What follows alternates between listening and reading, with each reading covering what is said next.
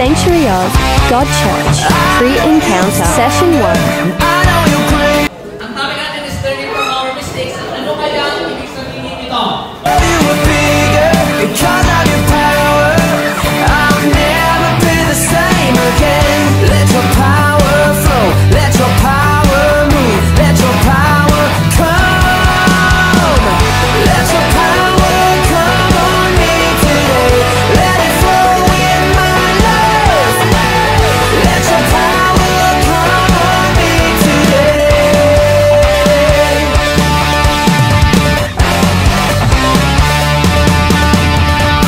I know you are stronger, and I know you're greater than anything I'm facing. I know you are bigger because of your power. Anak niya tayo at kahit na ano pang gawin natin is anak niya pa rin tayo kahit na anong mangyari. Pero hindi ibig sabihin nito na gagawa na lang tayo ng kasalanan kasi loving naman si God, forgiving naman si God, eh di magkasala na lang ako ng magkasala at magpapent na lang ako ng magpapent. Tinuturuan pa rin tayo dito na maging responsible sa mga desisyon natin and pahalagahan kung ano yung meron tayo sa piling natin. Parang nalala ko na yung ama is sigaw, tapos tayo bunsong anak. At kahit lumayo tayo, kahit magbalik pa tayo sa ama natin.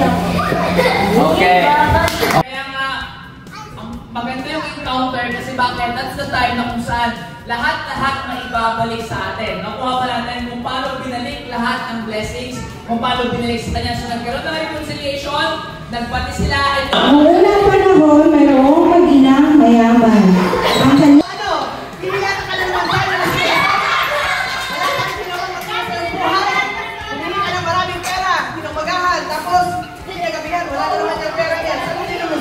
May apat na magkakapatid na meron silang single mom na nagtatrabaho sa ibang bansa. At ang kapatid nilang lalaki ang siyang sakit ng ulo ng kanilang ina at kanilang ate. Tayong gagawa ng kahit anong kasalanan para tayo Sige ate, mapano? Kaya nakita ko si Kuya Albert tapos may girlfriend siya. Your power come on me today. Binigyan siya ng muling sing. Muling sing. Wait.